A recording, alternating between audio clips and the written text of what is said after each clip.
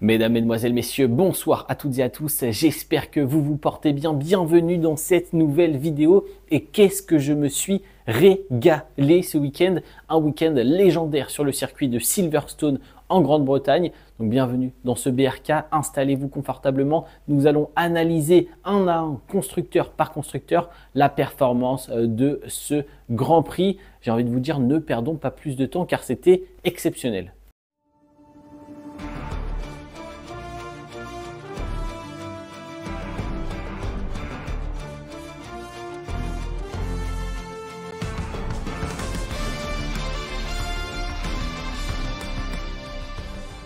Et malheureusement, dans ce week-end exceptionnel, il y a tout de même un dernier et je suis obligé de commencer par Yamaha. Aujourd'hui, si le week-end avait débuté sur les chapeaux de roue, cela s'est très vite transformé en cauchemar. Mais reprenons les points positifs un à un car nous commençons dès le vendredi en session de practice avec 3 motos dans le top 10, 3 motos directes en Q2.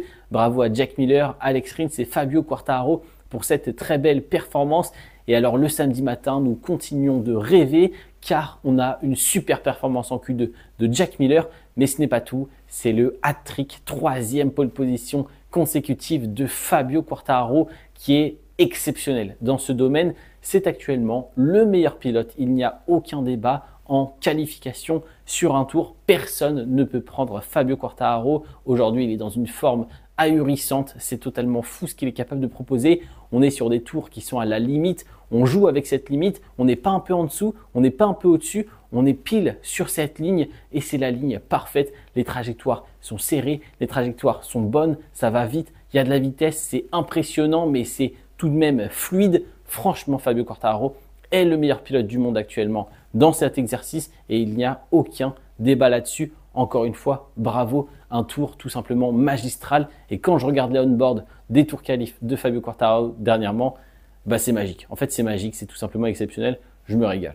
Et Yamaha, ce week-end, n'était pas venu les mains vides. Ils ont apporté pas mal d'upgrades pour les motos. Premièrement, un nouveau package électronique bien retravaillé qui permet d'améliorer considérablement la performance générale de la moto. Un gros travail a été fait au niveau du traction control. Quelques points d'amélioration aussi sur le châssis, notamment côté bras oscillant. Et Fabio Quartararo a été chanceux car il a apporté aussi une amélioration aérodynamique sur la bulle avant. C'est au niveau de l'aileron, un aileron un peu plus détaillé, un peu plus agressif, qui va permettre d'apporter un peu plus d'appui aérodynamique sur l'avant de cette M1 et ça va permettre de meilleures entrées de virage avec plus d'appui sur la phase de freinage mais aussi une plus grande stabilité en courbe. Donc des bonnes améliorations et qui ont très bien marché, notamment au début du week-end sur un tour pour tous les pilotes Yamaha. Mais c'est le samedi après-midi que les supporters français et les supporters de Yamaha ont arrêté un petit peu de rêver. Car lors de cette course sprint, on a vu la Yamaha se faire déposer littéralement par les Ducati. C'est normal, les pneus sont tombés un peu en performance, mais aussi c'est compliqué pour Fabio de se battre face aux Ducati. On le rappelle, la Ducati est beaucoup plus complète. Ce qu'arrive à faire la Yamaha sur un tour, elle ne peut pas le reproduire sur des tours et des tours car on est sur une limite très fine que gère Fabio Quartararo à la perfection.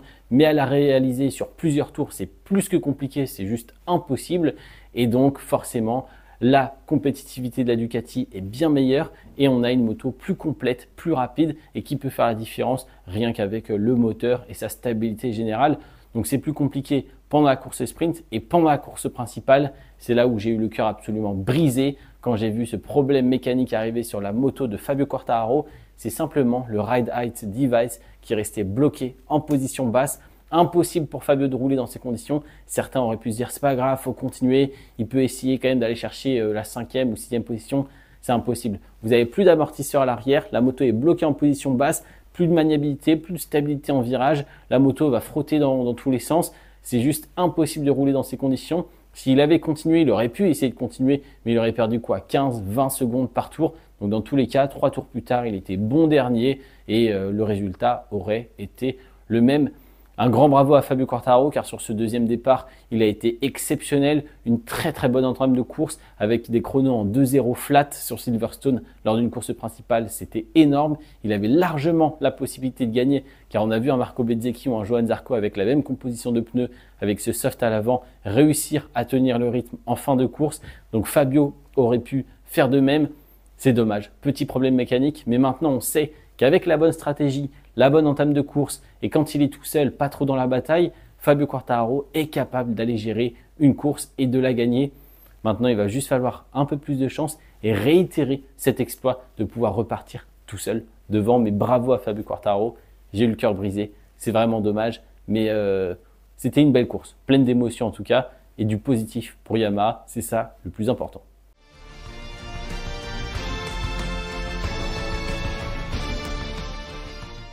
Allez, passons au deuxième constructeur de cette vidéo et c'est KTM et je tire la sonnette d'alarme car c'est critique ce qui se passe actuellement chez KTM. La première bonne nouvelle et la seule de ce week-end, c'est que le groupe KTM, la maison mère, n'est plus en danger de faillite normalement pour le moment. Bajaj a investi chez KTM et donc a permis au groupe de se relancer pour un certain temps. On l'a vu d'ailleurs apparaître sur l'aileron avant de la KTM officielle. On va voir ce que ça donne, mais pour l'instant, c'est la seule bonne nouvelle car nous allons passer aux mauvaises nouvelles et cela concerne le groupe MotoGP et la performance générale de la moto. Je vais essayer de vous décrire un petit peu la KTM, comment elle se comporte généralement sur un week-end. Premièrement, vous mettez des pneus neufs et alors là, la moto ne fonctionne pas. Avec des pneus neufs, la KTM ne performe pas car vous avez énormément de vibrations, très peu de retour d'informations et en fait, c'est impossible d'exploiter la moto dans ces conditions. Cela apporte trop de grippe et c'est limite mauvais pour la machine en général. Donc, quand vous mettez les pneus neufs, vous ne pouvez pas aller spécialement plus vite qu'avec des pneus un peu plus usés et c'est pour ça qu'en qualification, on galère et on parle de ce triste record que nous a réalisé KTM. C'est la première fois de la saison qu'aucune KTM ne passe en Q2 direct lors des practices, mais pire que ça, c'est la première fois de la saison qu'aucune KTM ne participera à la Q2, car même Pedro Acosta ou Maverick Viñales ont échoué en Q1. Donc voilà, comment bien lancer un week-end. Deuxièmement, quand vous pilotez cette KTM, vous avez mis les pneus neufs, vous avez donc fait 2-3 tours, il commence à être un peu usé et là vous avez un énorme drop de performance, le pneu se dégrade très fortement et vous perdez toute la performance et encore une fois, peu de retour d'information, ça glisse, on arrive difficilement à faire passer la puissance au sol et on a un train avant qui devient de plus en plus flou avec des pneus qui se détruisent littéralement et donc toujours aucune performance. Et alors là, on a déjà fait un quart de la course et c'est compliqué. Mais le problème n'est pas là, c'est qu'il y a un moment où la KTM, on ne sait pas pourquoi, les pneus vont retrouver une seconde vie, c'est-à-dire que la KTM va trouver une certaine performance avec des pneus usés, et alors là, les pilotes vont d'un coup ressentir un bon feeling, une bonne moto, un bon train avant, de la capacité à remettre de l'accélération, et là, tout se passe bien pendant plusieurs tours, mais vient la fin de course et vous avez détruit les pneus dès le début de la course. Et en fin de course, même si le feeling était bon pendant une petite partie de la course, eh bien on se retrouve avec des pneus totalement détruits. Et alors là, c'est compliqué. Vous faites du mode survie finalement sur les derniers tours. Donc ça, c'est le quotidien des pilotes KTM actuellement. En pneus neufs, ça ne fonctionne pas. En pneus usés, ça fonctionne une fois sur deux, mais c'est compliqué. Et les pneus se détruisent littéralement tout au long de la course. Et avec tout ça, vous mettez une moto un peu imprévisible où vous avez la chute facile et vous avez un super cocktail pour tomber tous les week-ends. Mais si on ne s'arrête pas seulement sur la performance de la moto, on peut parler aussi de la performance des pilotes ce week-end qui est catastrophique et qui va bien avec la moto. Les pilotes ne pouvaient absolument rien faire. Maverick Viñales qui a déjà joué le titre et qui était en très grande forme sur ces derniers week-ends.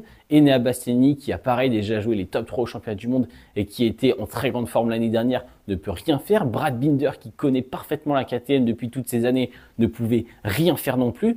Seul Pedro Acosta nous a fait un week-end top mondial. Honnêtement, Pedro Acosta, le week-end, c'est un de mes week-ends références. Il n'y a pas de podium, il n'y a pas de gros points ou quoi que ce soit. Il n'y a même pas de top 5, 6e en course principale.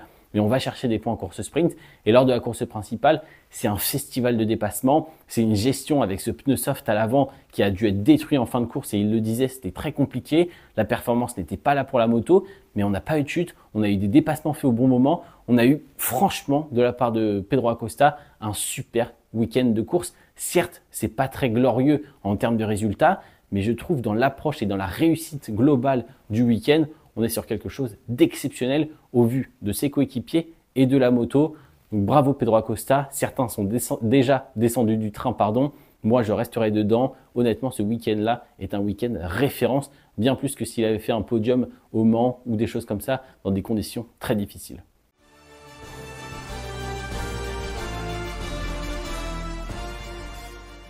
Et nous continuons donc avec la suite, et la suite c'est Ducati. Ducati qui régresse petit à petit dans ce format, premier, deuxième, troisième, pourquoi pas bientôt quatrième et cinquième derrière Yamaha et KTM. Nous n'en sommes pas encore là, ce n'est pas autant la crise que chez KTM, mais attention, Ducati, on voit les problèmes arriver, il y a 2-3 petites alarmes qui commencent à s'enclencher. Donc attention, comment va réagir le constructeur italien? Ça va être intéressant, mais on va se pencher sur ce qui s'est passé ce week-end. Un Ferminal de guerre un peu fantomatique, après une très belle prestation au Mans. C'est un circuit difficile, Silverstone, même si la GP24 est très complète. C'est pas facile, on a vu pas mal d'erreurs lors des courses, notamment dans le COPS. Donc pourquoi pas, la montée en puissance est là. Maintenant, ce qui va être difficile à trouver, c'est la régularité. Et ça, c'est pour absolument tous les pilotes. Donc Ferminal de guerre, aucun problème, même si c'était plus compliqué. Franco Morbidelli de l'autre côté, on a eu un week-end difficile, très difficile jusqu'au samedi soir. Et le dimanche, c'était bien mieux, même si ça a très mal commencé. Chute avec Aleix Espargaro après un mauvais départ de Franco Morbidelli. Il va voir le docteur, il est déclaré fit pour participer à la course principale. C'est d'ailleurs à cause de Morbidelli que la course a été interrompue. Drapeau rouge, la moto est tombée, a lâché des fluides sur le circuit et donc on a dû nettoyer tout ça avant de reprendre. Mais Franco Morbidelli fait un super deuxième départ et une très belle gestion de course. On a même eu une très belle bataille face à Marc Marquez à la fin. Un peu agressif le Franco Morbidelli, comme d'habitude. Parfois, il faut le dire, c'est très maladroit de sa part. Mais aujourd'hui, c'était hard but fair. Donc c'était pas mal. Bataille jusqu'à la ligne d'arrivée. Mais victoire quand même de Marc Marquez. Et je vais terminer avec le dernier pilote GP24 qui est Alex Marquez qui lui a eu un week-end en dents de scie. Alors un très bon début de week-end dès le vendredi, très rapide, plus rapide même que son frère. Le samedi, une bonne qualification juste derrière le français. En course sprint, la première victoire, la première médaille d'or d'Alex Marquez. On casse enfin cette série de deuxième place en sprint et on vient battre Marc Marquez pour la première fois. Et donc, en course principale, on a cette première chute. Alex Marquez va venir s'extraire de cette grille de départ et va directement bloquer l'avant, croiser et tomber par terre.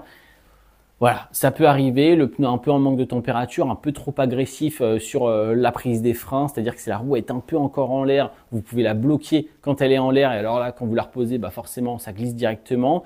Donc peut-être un peu trop d'agressivité aussi, peut-être un tout petit peu hors trajectoire ou un peu de saleté au moment où il repose la roue. Donc ça se joue à absolument rien, c'est une petite erreur, mais très chanceux. Alex Marquez, du coup, grâce au drapeau rouge qui est intervenu dans les 3 premiers tours de la course, va pouvoir reprendre la course et se repositionner sur la grille de départ à son emplacement initial. Et donc on repart avec la moto B, avec un changement de pneu. Alex Marquez qui opte pour le médium à l'avant et on l'a vu, c'était pas forcément la bonne stratégie et un peu plus de difficulté, beaucoup moins de prise de risque. On a aussi le mental qui est entamé aussi après une chute comme celle-ci et donc on limite la casse, on va chercher un top 5 pour Alex Marquez. Beau résultat, mais c'est vrai qu'on est passé à côté de quelque chose ce week-end, potentiellement d'un doublé je pense, mais bon résultat tout de même. Mais le gros point noir chez Ducati, ce n'est pas forcément au niveau des écuries satellites ou des GP24, mais c'est les GP25. On ne va pas forcément s'attarder sur les résultats de ces pilotes, mais plutôt sur la moto et la manière dont se passent les week-ends depuis le début de la saison. Et encore une fois, on a un DJ Antonio qui est normalement plutôt régulier en fin de saison dernière et en ce début de saison, qui là nous fait un vendredi un peu sous les radars, un samedi exceptionnel et un dimanche catastrophique. Ça n'a absolument aucun sens. Le feeling est là, il arrive, il repart, la moto est ultra performante, le lendemain pas du tout. Et c'est compliqué, le feeling n'est pas présent, même chez DJ Antonio qui n'arrive même plus à être régulier actuellement. On a un Bagnaia qui me brise le cœur. Honnêtement, les images sont terribles. On a un champion du monde qui est en train de vivre une descente aux enfers, aucun feeling. On le savait que le feeling n'était pas forcément là, notamment avec le setup sprint, le réservoir un peu différent, l'équilibre de la moto qui va changer un petit peu.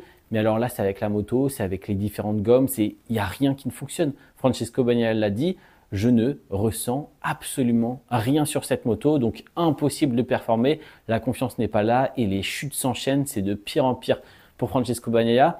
Mais on le sait, Bagnaia le sait, il est moins rapide, il est moins performant que Marquez, il l'a déjà dit, Marquez vous lui donnez un tracteur, il va pouvoir être performant, moi je ne peux pas. Ce sont les mots de Francesco Bagnaia et c'est vrai, Marquez est un extraterrestre, c'est un pilote d'une autre planète, il sait tout faire, il sait s'adapter, il sait être plus rapide que tout le monde dans toutes les conditions, avec toutes les machines et on le voit, Marc Marquez cette année, c'est quand même étrange. On est sur un Marc Marquez mature, on est sur un Marc Marquez rapide, on est sur un Marc Marquez beaucoup plus calme qu'à l'époque et on est sur un Marquez qui va tomber en course. Marquez qui tombe, ça me choque pas forcément. Marquez qui tombe en course, ça me choque, surtout qu'il tombe 3 fois en course principale, en 7 courses avec une moto qui est censée être exceptionnelle, 3 fois où il va tomber tout seul. Alors oui, aujourd'hui, il y avait beaucoup de vent sur le circuit, la piste était un peu froide par moment. Mais encore une fois, les autres auraient pu tomber. Fabio Quartararo, quand il est parti tout seul devant, avait un rythme effréné et n'a pas fait une erreur de trajectoire, n'a pas dévié d'1 centimètre sur tous ses tours. Donc ok, peut-être qu'il y a eu du vent à ce moment-là, tout le monde a été impacté par le vent, mais encore une fois, Marquez vient tomber tout seul en course principale. Donc cette GP25, attention, je ne sais pas comment ils vont développer, je ne sais pas s'il y a des upgrades qui sont prévus très rapidement. Ducati essaye d'aider au mieux Francesco Bagnaia. Mais le package GP25 est problématique, peut-être pas autant que la GP23 l'était à son époque, mais c'est vrai qu'on voit quand même beaucoup de problèmes sur la GP25 qui est, j'ai l'impression, un peu moins complète que la GP24 qui performe, elle, tous les week-ends pour le coup. Il n'y a pas de problème là-dessus. Mais voilà, c'est ça aussi les aléas des dernières machines, des dernières motos et des dernières évolutions. À voir comment va réagir Ducati. Mais là, ils sont dans une phase très intéressante, en tout cas pour nous spectateurs. Eux, c'est une phase un peu plus compliquée.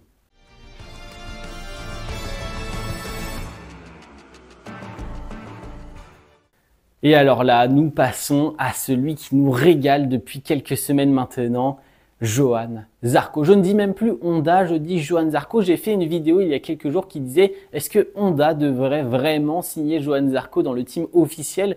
Eh ben, je me pose toujours la question.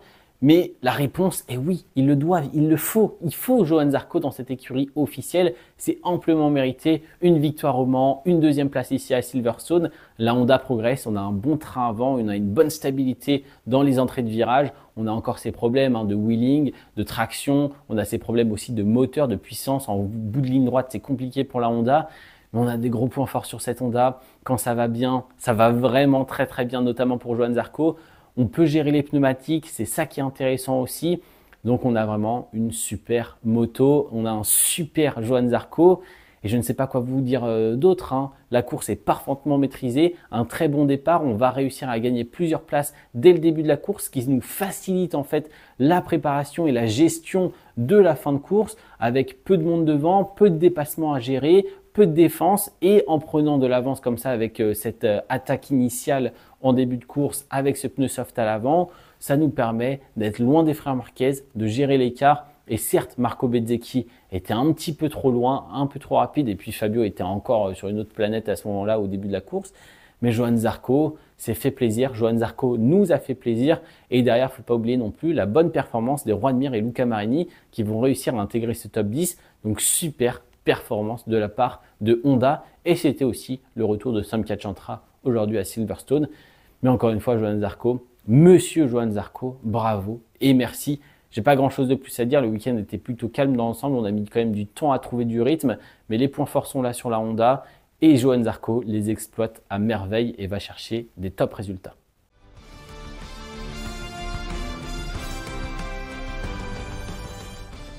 Et bien sûr, je vais terminer la vidéo avec Aprilia, première victoire de la saison.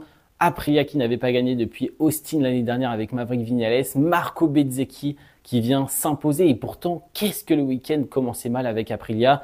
On a bien sûr ces rumeurs dans la presse autour de Jorge Martin qui voudrait déjà quitter le team italien. On a aussi dès la FP1, Ayogura qui va venir se blesser. On a un Raúl Fernandez qui, malgré la bonne piste, ne performe toujours pas. Et le seul petit point positif en ce début de week-end, c'était Marco Bezzecchi qui avait l'air de plutôt bien performer. Et ça s'est confirmé lors de la course sprint parce que oui, lors de la qualification, Marco Bezzecchi s'est un petit peu loupé. Et en course sprint, on a une super remontada de la P15 à la P4, énormissime.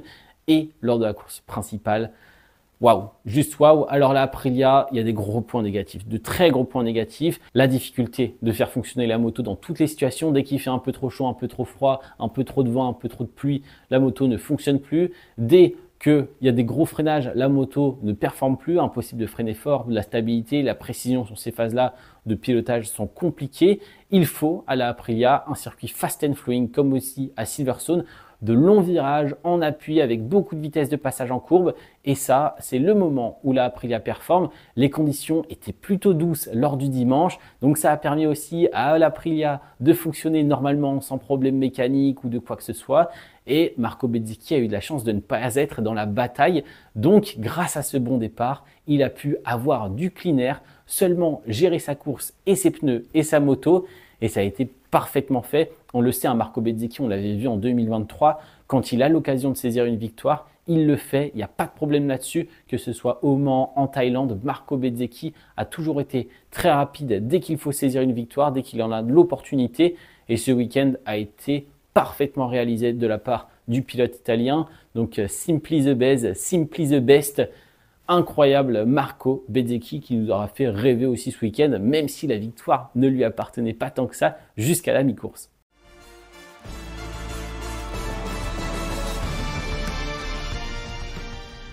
Et voilà, c'est la fin de ce BRK de Silverstone. Et honnêtement, quel week-end déjà pour les surprises, pour le podium de Johann Zarco, pour la pole position de Fabio Quartararo et son début de course exceptionnel après ce drapeau rouge, pour aussi la victoire d'Aprilia avec Marco Bezzecchi qui crée la surprise. Donc honnêtement, on a eu de super choses et en plus de ça, nous avons eu de la bataille sur la piste et la petite rubrique, le dépassement du week-end selon moi, Johann Zarco, le dépassement dans Sto à l'extérieur sur Alex Marquez, mémorable, légendaire, exceptionnel, je ne sais même pas comment m'exprimer. Franchement, la prise de frein à 20 mètres derrière Alex Marquez, on vient placer la moto, on entre, on fait pivoter la moto par l'extérieur en enroulant Alex Marquez dans Sto. Juste waouh, là, on dirait un dépassement de Formule 1 fait avec une moto GP. C'est n'importe quoi, ça n'a aucun sens. La confiance dans ce train avant, la stabilité de la Honda dans ce genre de moment et bien sûr le pilotage de Johann Zarco. Franchement, ça nous a régalé. Maintenant, Moto 2, Moto 3. Alors là aussi, on s'est régalé. Allez regarder les courses parce que là, que ce soit la Moto 2 ou la Moto 3, on a eu des choses mais magnifiques. En Moto 2, super bataille jusqu'à la fin pour le podium. Dans les derniers virages, ça se pousse, ça se joue. Et on a eu surtout des performances notables de la part Senna Adjus, Diogo Moreira, David Alonso. Tous ces pilotes-là, on est clairement sur la course référence. Moreira le podium, David Alonso, premier podium en Moto 2. On a aussi Izan Guevara qui fait une course référence, Aaron Canet et qui fait une bonne course tout simplement et qui va perdre bien sûr la victoire et même le podium dans les derniers virages. Donc exceptionnel. Et alors en Moto 3, on a José Antonio Rueda. J'ai fait une vidéo sur lui il n'y a pas longtemps et aujourd'hui, il nous claque un last to first en partant dernier suite à une pénalité en qualification.